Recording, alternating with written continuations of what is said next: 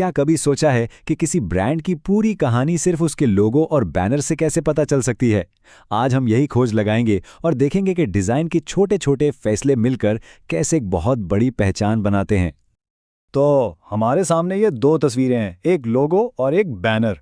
कुछ भी और जाने बगैर ये हमें क्या बता रही हैं? ये ब्रांड आखिर क्या तासुर देना चाहता है? चलें मिलकर इस बसरी पहेली को हल करते हैं। सबसे पहले हम इसकी सबसे अहम चीज़ यानी उसके लोगो पर पूरी तवज्जो मरकूज करेंगे, क्योंकि असल में ब्रांड की कहानी की बुनियाद यहीं से शुरू होती है। देखें, किसी भी बड़ी तस्वीर को समझने के लिए ना पहले उसके छोटे छोटे हिस्सों को देखना पड़ता है। तो आइए सिर्फ इस निशान को अलग करके देखते हैं कि इसके अंदर क्या कुछ छुपा है। जरा इन रंगों पर गौर करें, ये ऐसे ही नहीं चुन लिए गए। गोल्डन रंग फौरन एक विकार और क्वालिटी का एहसास दिलाता है, जैसे ये कोई प्रीमियम चीज हो। चांदी का रंग इसमें जिद्दत यानी मॉडर्न टच डालता है, और काला रंग पस मंजर में रहकर उसे एक ताकत और संजीदगी देता है। ये तीनों रंग मिलकर एक बहुत ही पुरएतिमाद पैगाम दे रहे हैं। और लोगों के बिल्कुल बीच में हैं उकाब या बाज जैसे दो शिकारी परिंदे, और ये परिंदे ताकत, आज़ादी और तेज निगाही की अलामत माने जाते हैं। ये इंतखाब बताता है कि ये ब्रांड अपने काम में महारत रखता है और पुरएतमाद है। और एक और दिलचस्प बात, अगर आप गौर से देखें तो ये परिंदे मिलकर 77 का हिंसा बना रहे हैं। अब ये 77 क्या है? क्या ये कोई लकी नंबर है, किसी खास साल का हवाला, या इसका कोई और मतलब है? ये एक छोटी सी पहेली है जो तजस्सुस पैदा करती है। अच्छा, तो अभी तक हमने सिर्फ तस्वीर की बात की है। अब जरा इन अल्फाज को देखते हैं जो इस तस्वीर को एक नाम और एक मकसद दे रहे हैं। यहां हम देखते हैं कि वही लोगो अब एक नाम, एक टैगलाइन और कुछ हिदायत के साथ नजर आ रहा है। अब ये सिर्फ एक निशान नहीं रहा, बल्कि एक मुकम्मल ब्रांड बैनर बन गया है। तो ब्रांड का नाम है हाफिज अश-शारिब। ये बहुत दिलचस्प है क्योंकि इतने ताकतवर लोगों के साथ एक ज़ाती नाम जुड़ा है। यह हमें बताता है कि इस ब्रांड के पीछे कोई हकीकी शख्स है, जिससे ये ज़्यादा दोस्ताना और काबिल रसाई महसूस होता है। यहाँ फॉन्ट्स का इस्तेमाल भी बड़ा कमाल का है। पेट्स एंड एनिमल्स के लिए एक खूबसूरत रिवायती फॉन्ट है जो भरोसे और विरसे का एहसास दिलाता है, जबकि हाफिज अश-शारिब एक मजबूत जदीद फॉन्ट में लिखा है जो डिजिटल दुनिया की ताकत को जाहिर करता है। तो ये पुराने और नए का एक ज़बरदस्त मिक्सचर है जो शायद हर किस्म के लोगों को अपनी तरफ मुतवज्जे करने की एक कोशिश है।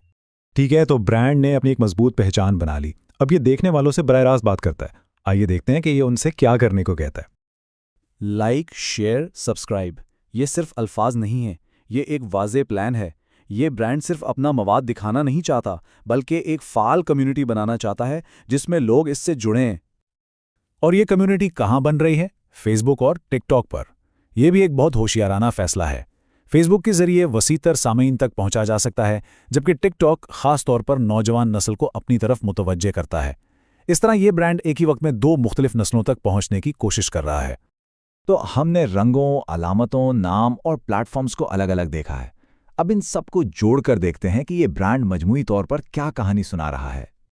तो आखिर में कहानी ये बनती है, ये एक ऐसा ब्रांड है जो ताकतवर और ज़ाती भी है, ये रिवायती भी है और जदीद भी, और ये एक वसी कम्युनिटी बनाना चाहता है जो नौजवानों से लेकर बड़ों तक सब पर मुश्तमिल हो। हर बसीरी फैसला उसी एक शनाख्त को मजबूत करने के लिए किया गया है। और ये सारा तज्जिया हमें एक अहम सवाल पर छोड़ जाता है। हम रोज़ाना अनगिनत बसरी ब्रांड्स देखते हैं। हमारी राय का कितना हिस्सा असल मवाद देखने से पहले ही सिर्फ उनके लोगोज और बैनर को देखकर बन जाता है? ये एक सोचने वाली बात है। कराची, इस शहर के शोर में एक ऐसी दुनिया दी है जिसके बारे में बहुत कम लोग जानते हैं। ये दुनिया है आला नस्ल की मुर्गियों की परवरिश की। यहाँ शौक, साइंस और कारोबार सब एक साथ मिल जाते हैं। तो आइए इस अनोखी दुनिया में कदम रखते हैं। सबसे पहले एक सीधा सा सवाल, कभी सोचा है कि एक मुर्गी का छोटा सा चूजा एक बिल्कुल नए स्मार्टफोन से भी महंगा हो सकता है? इसका जवाब है हाँ, बिल्कुल, और कीमतें तो इससे भी कहीं ऊपर जा सकती हैं। तो चलिए ले चलते हैं कराची की फैंसी पोल्ट्री की इस हैरान कर देने वाली दुनिया में। देखिए, यहाँ परिंदे सिर्फ परिंदे नहीं हैं, बल्कि ये एक स्टेटस सिंबल हैं, खूबसूरती की निशानी है, और हाँ, एक इन्वेस्टमेंट भी है। तो चलिए शुरुआत करते हो नायाब नस्लों से जिनकी वजह से यह मार्केट इतनी खास है। इन परिंदों की वैरायटी वाकई देखने लायक है। डाइवर्सिटी का अंदाजा यहां से लगाएं। एक तरफ है मलेशियन सरामा, दुनिया की सबसे छोटी मुर्गी, इतनी छोटी कि आराम से जेब में आ जाए। इसका एक खास वी शेप्ड पॉस्चर होता है जिसमें इसका सर और दुम एक दूसरे के बहुत करीब होते हैं। और फिर दूसरी तरफ है ब्रह्मा, एक जायंट बहुत बड़ा परिंदा जो अपनी जिसामत और शांत मिजाज की वजह से जाना जाता है। कराची के एक ब्रीडर ने इस छोटी सी मलेशियन सरामा के बारे में कितनी आसान और जबरदस्त बात कही है। इस एक लाइन से ही इसकी छोटी सी जिसामत का पूरा एहसास हो जाता है। और ये है आयाम चेमनी, एक ऐसी इंडोनेशियन नस्ल जो मुकम्मल तौर पर काली है। मतलब इसके पर, इसका ताज, जबान, यहां तक कि अंदरूनी आज़ा भी सब कुछ काला। ब्रीडर्स बताते हैं कि इसकी यूरोपियन किस्म में थोड़ी चमक होती है, लेकिन जो असल इंडोनेशियन नस्ल है ना, वो बिल्कुल जेट ब्लैक होती है। और ये खूबसूरत बात ब्लैक रोज कॉम मुर्गी के लिए कही गई है। इसकी पहचान ही इसके ताज से है जो बिल्कुल एक फूल की तरह दिखता है, इसीलिए तो इसका नाम ये रखा गया है। लिस्ट यहाँ खत्म नहीं होती। यहाँ कुछ और सुपरस्टार्स भी हैं, जैसे योकोहामा, एक जर्मन नस्ल जिसकी दुम बहुत लंबी होती है। फिर है व्हाइट सुल्तान, टर्की की नस्ल जिसके पाँव में 5 पंजे और पर होते हैं। कुकू फ्रिजल पोलिश, ये तो बहुत ही रेयर है, इसके पर घुंघराले होते हैं और पूरे पाकिस्तान में सिर्फ 2-3 ब्रीडर्स के पास है ये। और हाँ, टर्की भी है जो अलग अलग रंगों में आती है और अपने मोर जैसे डांस के लिए मशहूर है। अच्छा, तो ये तो हो गए परिंदे, लेकिन अब बात करते हैं इस शौक के बिजनेस साइड की। आखिर ये इतना बड़ा कारोबार कैसे चलता है? चलिए देखते हैं। एक बहुत अहम सवाल यह है कि ब्रीडर्स अंडों के बजाय जिंदा चूजे बेचना क्यों पसंद करते हैं। इसके पीछे एक बहुत सॉलिड वजह है। देखें, लॉजिक बहुत सिंपल है। चूजा एक गारंटीड सेहतमंद प्रोडक्ट है, इससे खरीदार को मायूसी नहीं होती, जैसे कि अंडा ना निकलने पर हो सकती है। और जब एक सेहतमंद जानवर डिलीवर किया जाता है तो कस्टमर का ट्रस्ट भी बिल्ड होता है। अब जरा कीमतों का फर्क देखें। एक आम लोमन ब्राउन का जोड़ा तकरीबन 1200 रुपए का, वहीं एक नायाब मलेशियन सिरामा 15,000 रुपए तक का हो सकता है। और पैरेट बीक जैसी हाइपर एक्सक्लूसिव नस्ल के एक चूजे की कीमत 76,000 रुपए तक भी जा सकती है। Unbelievable, right? चलें इस मार्केट को थोड़ा और करीब से देखते हैं। व्हाइट हेवी कॉचन नए लोगों के लिए एक अच्छी शुरुआत, 1300 रुपए का जोड़ा। इंडोनेशियन आयाम चमानी अपने काले रंग की वजह से 11,500 रुपए का। और कुकू फ्रिजल पोलिश अपने नायाब परों की वजह से 15,000 रुपए तक का। मतलब हर नस्ल की कीमत उसकी खासियत, उसकी रेयरिटी पर डिपेंड करती है। लेकिन इतने कीमती परिंदों को पालना ये कोई बच्चों का खेल नहीं है। इसके पीछे बहुत मेहनत, लगन और एक पूरा फन छुपा है। चलिए इस पर बात करते हैं। टॉप क्वालिटी के परिंदे पैदा करना असल में एक साइंस है। ब्रीडर्स के कुछ गोल्डन रूल्स होते हैं। इनकी खुराक स्पेशल होती है जो मौसम के हिसाब से बदलती है। वैक्सीनेशन बहुत स्ट्रिक्ट होती है, कभी कभी तो इंपोर्टेड जर्मन वैक्सीन्स यूज की जाती हैं। फिर ब्लड लाइन को मेंटेन करना और हाँ, साफ सुथराई का तो इंतहाई ख्याल रखा जाता है। एक ब्रीडर ने क्या खूब कहा है, the biggest game is not to compromise on food, care और क्लीनलीनेस।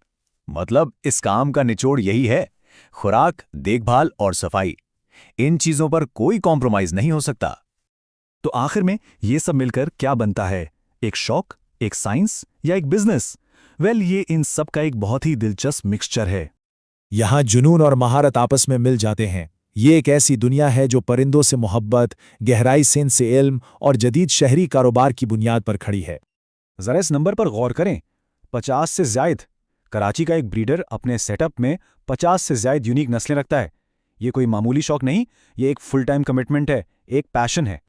तो आखिर में सवाल ये उठता है, जब एक शौक में इतनी साइंस, इतना फन और इतनी सरमायाकारी शामिल हो जाए तो वो क्या बन जाता है? शायद ये फिर सिर्फ एक शौक नहीं रहता, बल्कि एक पूरी सकाफत और एक छोटी सी माइशत की शक्ल ले लेता है।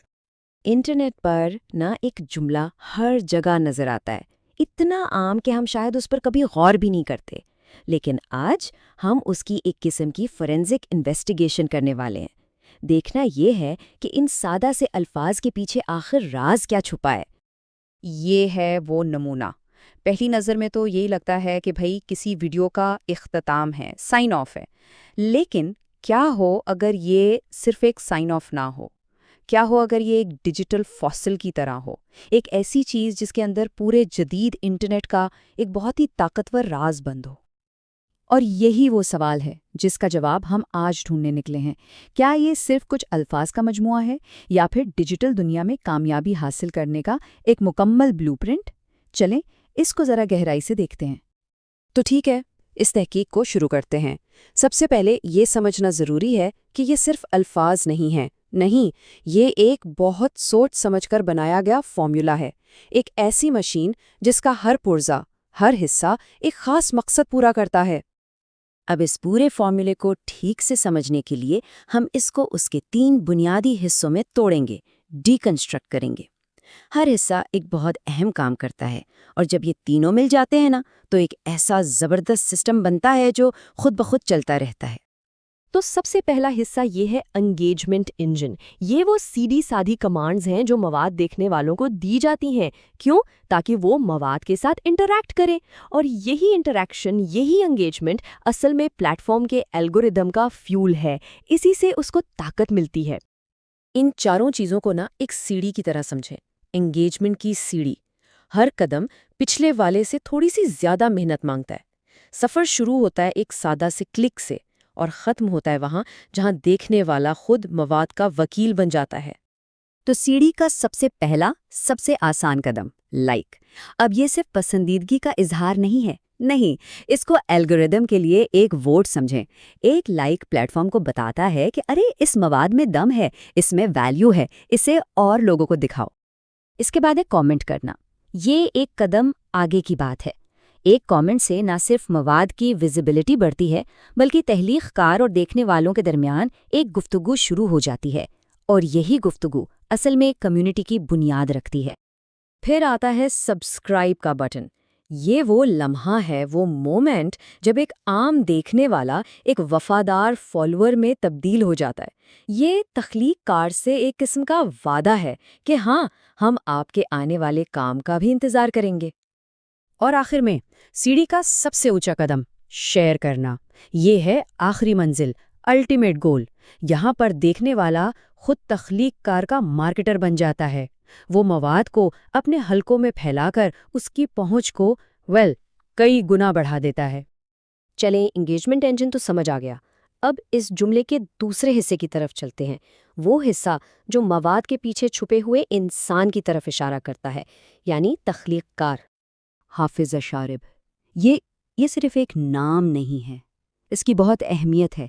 देखें, आज की डिजिटल दुनिया में जहां मवाद बनाने वाले खुद एक कारोबार हैं, वहां गुमनाम मवाद की कोई जगह नहीं। अब तो शख्सियत, पर्सनालिटी सब कुछ है। अब तख्लीक़कार का नाम ही उसका ब्रांड है। और ये एक बहुत ही ज़रूरी नुक्ता है। इस क्रिएटर इकोनॉमी में शख्स ही प्रोडक्ट है, सिर्फ मवाद नहीं। उसको बनाने वाला इंसान भी एक प्रोडक्ट है। नाम जोड़ने से एतमाद बनता है, पहचान बनती है और देखने वालों के साथ एक ज़ाती ताल्लुक कायम होता है। ठीक है, तो इंजन हो गया, ब्रांड हो गया। अब आते हैं इस फॉर्मूले के तीसरे और आखिरी जुज़ पर, और वो है एक मखसूस मौजू, एक निश का स्ट्रेटेजिक इंतखाब। इस चार्ट को देखें, ये बात बिल्कुल साफ हो जाती है। पालतू जानवर और जानवर जैसा एक मखसूस मौजू यानी निश चुनने से क्या होता है? डिजिटल दुनिया उमूमी मवाद का एक समुंदर है। एक निश चुनना ऐसा है जैसे उस समुंदर में अपने लिए एक अलग जजीरा बना लेना, जहां भीड़ ना हो और आपकी पहचान अलग हो। और इसका फ़ायदा ये है कि एक मखसूस मौजू उन लोगों को अपनी तरफ खींचता है जो उस चीज़ के बारे में सच में पुरजोश हैं, जिन्हें गहरी दिलचस्पी है। और ऐसी वफादार कम्युनिटी हमेशा उन हिदायत पर अमल करने के लिए ज़्यादा तैयार रहती है। तो अब हमारे पास तीनों टुकड़े हैं, एंगेजमेंट इंजन, ब्रांड और निश। चलें, अब इन सब को जोड़कर देखते हैं कि ये मुकम्मल और इतना ताकतवर निज़ाम आखिर काम कैसे करता है। तो ये है वो पूरा ब्लूप्रिंट, अब बिल्कुल सामने। नंबर 1, एंगेजमेंट का इंजन जो एल्गोरिदम को फ्यूल देता है।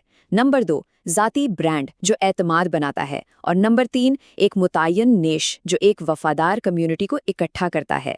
और ये तीनों चीज़ें मिलकर एक ऐसा चक्कर बनाती हैं जो खुद ब खुद चलता भी है और वक्त के साथ मजबूत से मजबूतर होता जाता है।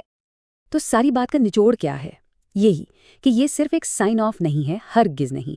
ये इन 7 अल्फाज के अंदर एक पूरा बिजनेस मॉडल है, डिजिटल दुनिया में अपनी जगह बनाने की मुकम्मल हिकमत अमली का खुलासा। तो अब अगली बार जब ऑनलाइन ये अल्फाज सामने आएं तो उन्हें सिर्फ एक जुमला मत समझिएगा। अब इसके पीछे छुपा पूरा निज़ाम, पूरी हिकमत अमली और मेहनत सब कुछ नज़र आना चाहिए। और फिर खुद से पूछिए, इस ब्लूप्रिंट को समझने के बाद क्या इंटरनेट अब भी वैसा ही दिखेगा जैसा पहले दिखता था?